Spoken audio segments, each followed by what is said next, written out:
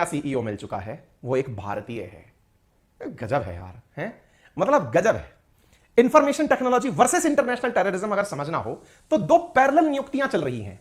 एक नियुक्ति फरवरी 16 की 2022 की है, जिसमें अलकायदा को अपना हेड मिलता है। दूसरी नियुक्ति भी 16 फरवरी की है, यूट्यूब को सीईओ मिलता है। यूट्यूब जिस पर आप और मैं इस समय चर्चा कर रहे हैं, जिसका एक भारतीय हेड बनता है, यह गर्व की बात है। वहीं आतंकी संगठन के भी हेड की खबर आती है। फर्क देख लीजिए आप, कितना अंतर है शिक्षा का अशिक्षा से। ठीक है, तो यहां पर हमने आपके सामने खबर देखी नील मोहन के बारे में। आज के सेशन में चर्चा करेंगे इन्हीं के बारे में, क्या इन्होंने पाया, कैसे पाया, साथ में अब तक इनके पद पर कौन विराज रहा था। तो फिलहाल के लिए खबर क्या है, यूट्यूब नए सीईओ हो चुके हैं, नाम है नील मोहन। बहुत सारे रोचक किस्से हैं। जानकारी जो है उसमें यह कि ये जिसका पद लेने जा रहे हैं उनका नाम था सुसान डायनेवोज्की। सुसान डायनेवोज्की जो कि पहले YouTube की चीफ एग्जीक्यूटिव ऑफिसर थी, उन्होंने हाल ही में अपने पद से इस्तीफा दे दिया है। मार्केट में र्यूमर है कि इन्होंने अपने पद से इस्तीफा इसलिए दिया क्योंकि YouTube इन दिनों अपनी अर्निंग में थोड़ी कमी देख रहा है। कैसे कमी देख रहा है, कोरोना चला गया, अरे हां भाई कोरोना से क्या फर्क पड़ गया, फर्क बहुत पड़ गया भाई। पहले दुनिया बहुत सारा समय यूट्यूब पर बिताती थी, समय निकालती थी, सब हर व्यक्ति यूट्यूबर हो गया था। हम वो लोग हैं जो कोरोना से पहले यूट्यूबर बने, लेकिन कोरोना काल में ना जाने लोगों ने चपाती बनाना तक सिखा दिया। ठीक है, तरह तरह के यूट्यूबर दुनिया भर के निकल करके कोरोना काल में आए, जिस वजह से यूट्यूब की इनकम काफी ग्रो हुई, बहुत सारे एडवर्टाइजमेंट्स भी आए, पैसे भी आए। अब कोरोना गया, कोरोना जाने से यूट्यूब की खुद की कमाई, किससे होती है यूट्यूब की कमाई, जैसे अभी आप मेरा सेशन सुन रहे होंगे ना, उससे पहले कुछ विज्ञापन आए होंगे, वो विज्ञापन जो है ना वो यूट्यूब की कमाई है असल में, उसमें से कुछ अंश वो क्रिएटर को भी देता है। ऐसी स्थिति में अचानक YouTube की कमाई घटी। दूसरा राइवल कौन बना, कहा जा रहा है कि आप में से बहुत सारे लोगों ने इन दिनों रील्स का बहुत प्रचलन सुना होगा। रील्स, हालांकि अपना तो 1% भी उससे वास्ता नहीं है, इंस्टाग्राम पे अकाउंट है लेकिन आज तक यूज नहीं किया, उसको समझ में नहीं आता। एक दो बार कभी लाइव गया हूं उस पर, कभी चलेंगे उस पर भी, थोड़ा सा उस रील कल्चर को समझेंगे। लेकिन साहब इंस्टाग्राम वालों ने जो है वो YouTube की हालत बिगाड़ रखी है। कैसे, वो दिन भर बैठे बैठे यूं ऊपर की तरफ चलाते रहते हैं, कुछ ना कुछ लोग उसमें एक्टिंग नाटकबाजी कर रहे होते हैं, और उस चलते लोग का जो ट्रैफिक है वो इंस्टाग्राम पर चला गया। पहले टिकटॉकियों ने खूब ज्यादा कंपटीशन दिया, फिर आकर के इंस्टाग्राम आ गया। फाइनली यूट्यूब को उनके सामने सरेंडर करना पड़ा। कैसा सरेंडर, यूट्यूब को खुद से एक नया फीचर लाना पड़ा जिसका नाम था यूट्यूब शॉर्ट्स। आप कहेंगे सर यूट्यूब शॉर्ट्स तो आ गया था ना, हाँ भाई यूट्यूब शॉर्ट्स आ गया था। वो आया क्यों था, उसके पीछे का बड़ा कारण इंस्टाग्राम और टिकटॉक था, क्योंकि वहां पर जो रील्स चलती थी वैसे ही यूट्यूब पर शॉर्ट्स आए।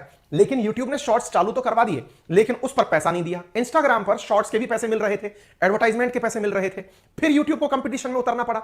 ऐसी स्थिति में हाल ही में यूट्यूब ने यह भी कहा कि शॉर्ट्स बनाने पर भी वो विज्ञापन के पैसे देगा। यानी एक प्रकार से यूट्यूब को अपने कॉम्पिटिटिव जो प्लेटफॉर्म्स हैं उनकी तुलना में खुद को सर्वाइव करने के लिए काफी ज्यादा बदलाव करने पड़े हैं। तो एक तरह का तो रेवेन्यू घटता है। जितनी भी प्राइवेट कंपनीज होती है ना, ये आप जितनी भी इस समय कंपनीज देख रहे हैं, इतने सारी नौकरी जहां जा रही हैं, ले ऑफ्स हो रहे हैं, अमेजन में आप सुन रहे हैं, फ्लिपकार्ट में आप सुन रहे हैं, फेसबुक में आप सुन रहे हैं, जितनी भी कंपनीज जो ऑनलाइन प्लेटफॉर्म की हैं उनमें ले ऑफ क्यों हो रहे हैं, उसके पीछे का बहुत बड़ा कारण क्या है, कोरोना काल में एक्सपोनेंशियल ग्रोथ, क्योंकि पूरी दुनिया इंटरनेट पर थी, और जैसे ही इंटरनेट से बाहर आने की शुरुआत हुई, कोरोना काल से लोग वापस अपनी पुरानी जिंदगी में लौटे, ये लोग भी अपनी पुनः स्थिति में आना शुरू हो गए।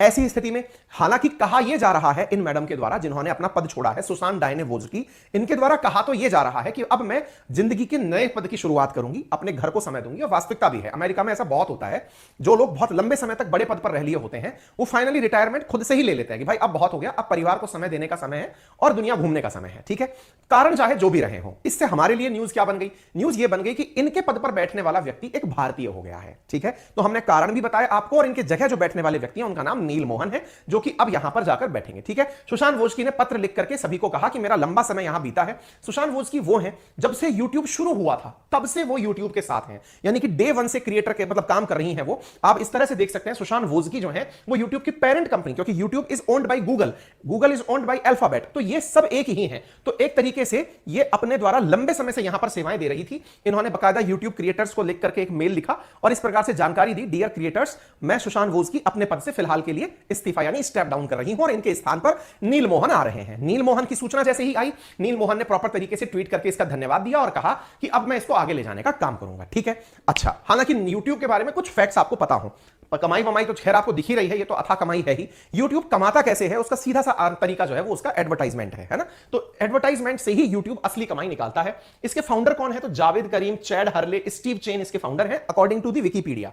फाउंडर का स्थापना कब हुई थी? 2005 में हुई थी। मुख्यालय कहां पर है? कैलिफोर्निया में है। सुशैन वोज्की जो है वो इसकी 2014 से लेकर 2023 तक क्या रही हैं? सीईओ रही हैं। अब इन्होंने अपना पद छोड़ दिया है, ठीक है। तो 49 साल के हैं नील मोहन। उनके द्वारा जो जानकारी उपलब्ध है वो लिंक्डइन पर है। लिंक्डइन क्या है? एक और प्लेटफॉर्म है ऐसा जहां पर लोग प्रोफेशनल अपने एक्सपीरियंस साझा करते हैं। वहां पर नील मोहन की जानकारी है कि उन्होंने 1996 में अमेरिका के अंदर दुनिया की जो सबसे टॉप यूनिवर्सिटी स्टैनफोर्ड यूनिवर्सिटी है वहां से इलेक्ट्रिकल इंजीनियरिंग की डिग्री ली। उसके बाद वहीं से उन्होंने एमबीए किया, यानी कि ये स्टैनफोर्ड के प्रोडक्ट है और ये वहां से निकल करके काफी बढ़िया बढ़िया कंपनियों में काम किए। ग्लोरिफाइड टेक्निकल सपोर्ट, इसके बाद एसेंचर्स में, ये काफी फेमस कंपनी एसेंचर्स, इसमें इन्होंने काम किया। इसके बाद ये डबल क्लिक करके कोई एडवर्टाइजमेंट कंपनी है उसमें काम किया। डबल क्लिक नामक कंपनी का गूगल ने अधिग्रहण जब किया या यूट्यूब ने जब अधिग्रहण किया तो ये उसी के साथ साथ गूगल में एंट्री कर गए। हालांकि इन्होंने बीच में अपने पद को छोड़ने का भी कहा कि साहब मैं इसको छोड़ करके अपना अलग काम करना चाहता हूं। अलग काम क्या था? इन्हें असल में नील मोहन को ट्विटर की तरफ से ऑफर आ गया था नौकरी ज्वाइन करने का कि आप यूट्यूब छोड़ करके हमारे साथ जुड़ जाइए। वही ट्विटर जिस पर कि पराग जो थे ना वो अपने इंडिया वाले जो थे वो सीईओ थे। इन्हें असल में सीईओ बनने का ऑफर आया।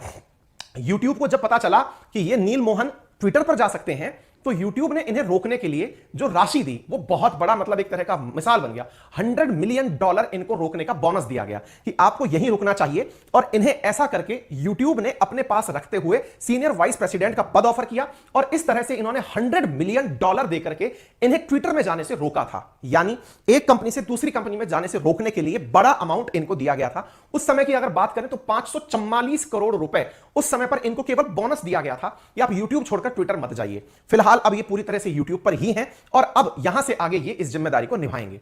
अब इतनी सारी जानकारी आपको पता हो चुकी है। प्राउड करेंगे आप कि इंडियंस ने कहां कहां परचम लहराया है।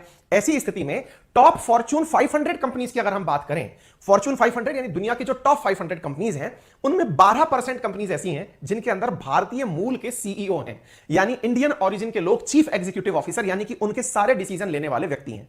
उदाहरण के लिए सुंदर पिचई ओवरऑल गूगल के सीईओ हैं। अब आप सोचिए यूट्यूब के सीईओ भी इंडियन ही हो गए। इसके साथ साथ शांतनु नारायण अडोबी के, ऐसे ही आप यहां पर Satya Nadella Microsoft, Leena Nair Chanel, Arvind Krishna IBM, Sanjay Mehrotra Microsoft, George Kurian NetApp, Jayshree Ullal Arista network, Ajay Pal Singh Banga Mastercard. इस तरह से भारतीय मूल के जो लोग हैं वो अपने द्वारा टॉप सीईओ के पद संभाल रहे हैं।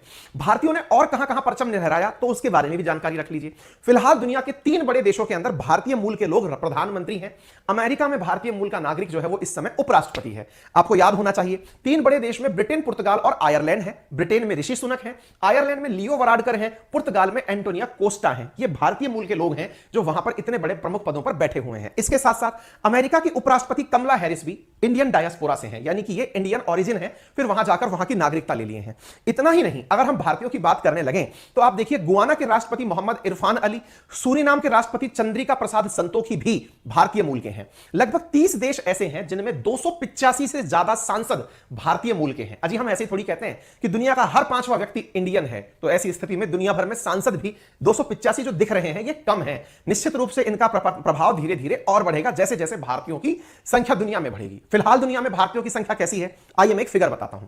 दुनिया के टॉप 10 देश जहां इंडियंस सबसे ज्यादा रहते हैं उनमें सबसे पहला देश है अमेरिका, जहां 44,60,000 लोग निवास करते हैं। इतना ही नहीं, इसके बाद यूएई जहां 34,25,000 इकाई, ढाई, सैकड़ा, हजार, 10,000, लाख, 10 लाख, 34,25,000 लोग निवास करते हैं। तीसरा देश मलेशिया, फिर सऊदी अरब, फिर म्यांमार, फिर ब्रिटेन, फिर Canada, Sri Lanka, south Africa, Kuwait. ये वो सारे देश हैं जहां पर इंडियन डायस्पोरा रहता है। अब आप सोचकर देखिए, वो अमेरिका जिसकी खुद की पॉपुलेशन 35 से 40 करोड़ के बीच में है, वहां पर 44 लाख इंडियन हैं, 1% की आबादी, और उसके द्वारा टैक्सेशन में भागीदारी 6%। बताएंगे कितना जबरदस्त भारतीयों के द्वारा रोल प्ले किया जाता है। इंडियन अमेरिकन नेम्ड नेजल अभी रिसेंटली और कहां हुआ है, तो जो नासा है ना उसके चीफ टेक्नोलॉजिस्ट बनाए गए हैं, उनका नाम है एसी चैरियन। कब बनाए गए थे? जनवरी 2023 को। वो भी इंडियन ओरिजिन के ही थे। इंडियन अमेरिकन की अगर हम बात करें तो ये यूएस की पॉपुलेशन का मात्र 1% है, लेकिन जब यूएस में टैक्स पे करने वाले लोगों की बात आती है तो 6% जो यूएस का टैक्स कलेक्शन है वो इंडियंस करते हैं। दैट मींस पूरे यूएस का 6%। इतना समझिए इस तरह से कि इंडियंस वहां पर इतने अच्छे पदों पर बैठे हुए हैं। अब आप पूछेंगे इंडिया के अलावा और कौन से देश के लोग हैं जो यूएस में सबसे ज्यादा हैं? नंबर 1 पर आता है मैक्सिको। मैक्सिको के सबसे ज्यादा लोग यूएस में हैं। सेकंड नंबर पर इंडिया के हैं। थर्ड नंबर पर फिर चाइना और फिलीपींस के लोग यूएस में रह रहे हैं। ठीक है, इतना ही नहीं, यूएस के अंदर अगर हम इमिग्रेशन की बात करें, यूएस की कुल आबादी 33-34 के आसपास बता रहा था ना मैं, वहां है। इंडिया के जो लोग अमेरिका में हैं उनमें से लगभग 28% वहां पर साइंटिस्ट और इंजीनियर हैं। एक प्रकार से ये भारत से हुए ब्रेन ड्रेन की निशानी है, यानी पढ़े लिखे भारत से थे, जॉब करने अमेरिका पहुंच गए, क्योंकि भारत में जॉब अपॉर्चुनिटीज उनको अपने अकॉर्डिंग नहीं लगी। लेकिन अगर भारत तरक्की करके इस तरह के इंडिया में माहौल पैदा कर लेता है तो संभव है कि वो लोग वापस स्वदेश लौटेंगे और लौट करके अपने ही देश को ऊंचाइयों पर लेके जाएंगे। और अभी फिलहाल इंडियन डायस्पोरा में यह देखा जा रहा है कि वो वापस देश की तरफ रुझान रखते हैं, ये विश्वास रखते हैं कि एक दिन हमारा देश आगे बढ़ेगा। तभी तो जब हमारे इंडिया के नेता कहीं भी दुनिया में जाते हैं तो वो जो वहां रह रहे लोग हैं भारतीय मूल के, वो उनका हाथों हाथ स्वागत करते हैं, इस उम्मीद से कि एक दिन इंडिया वापस ऐसा हो जाएगा, सोने की चिड़िया हो जाएगा और लोग लौट करके इंडिया की तरफ करने आएंगे। देखते हैं इस संभावना में अभी कितना समय है। इसी प्रकार से इंडियन अमेरिकन 70% जो बाकी बचे हैं वो या तो मैनेजमेंट में है, या बिजनेस में है, या आर्ट में है, यानी हैं सारे के सारे जबरदस्त तरीके के लोग। आप इससे अंदाजा लगाइए इंडियन अमेरिकन जो यहां पर रह रहे हैं अमेरिका के अंदर, वो वहां की एक उभरती हुई पॉलिटिकल फोर्स भी है। चंदे की अगर बात की जाए तो $3 मिलियन तो इंडियंस ने चंदा दे दिया पॉलिटिकल पार्टीज को जब अमेरिका के अंदर राष्ट्रपति के चुनाव होते हैं। आप इससे अंदाजा लगाइए कि इंडिया के द्वारा जो टेक्नोलॉजी फर्म है, जैसे टीसीएस है, इन्फो है, टेक महिंद्रा है, इनके द्वारा जो काम कराया जाता है, विप्रो है, ये जब वहां काम करती हैं तो अमेरिकी अर्थव्यवस्था में $200 बिलियन का कंट्रीब्यूशन करती हैं। इंडिया अमेरिका से जो टोटल एक्सपोर्ट करता है ना सामान वस्तु का, उससे ज्यादा तो इंडिया की कंपनीज अमेरिका के अंदर कंट्रीब्यूट करती हैं। ये जितनी भी बड़ी कंपनी अमेरिका में काम करती हैं, ये सॉफ्टवेयर के लिए इंडियन कंपनीज के ऊपर ही आउटसोर्सिंग की तरह से डिपेंडेंट रहती हैं। ऐसी स्थिति में $200 बिलियन का कंट्रीब्यूशन यूएस इकोनॉमी में इंडिया का है। यह खबर बिजनेस इनसाइडर की है, ठीक है ना। इतना ही नहीं, भारतीयों के द्वारा वहां पर अलग अलग सेक्टर्स में बहुत जबरदस्त कंट्रीब्यूशन दिया जाता है।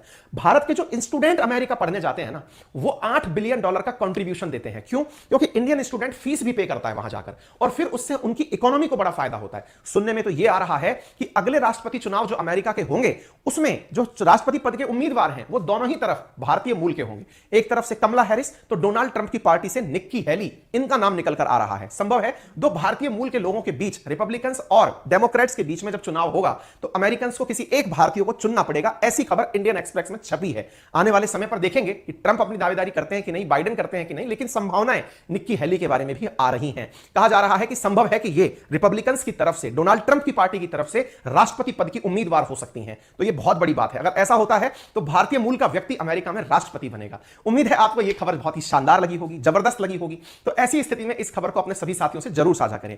और जरूरी जानकारी में सबसे जरूरी जानकारी, अब हमारा आरएनए बाई अंकित अवस्थी के नाम से एप्लीकेशन भी आ चुका है। इस एप्लीकेशन पर मैं आप लोगों को वीकली करंट अफेयर्स फ्री में उपलब्ध कराने वाला हूं। कि हमने लंबे समय तक ये क्लासेस 2.0 पर ली हैं, अब चूंकि वहां क्लासेस नहीं होंगी तो आप अपने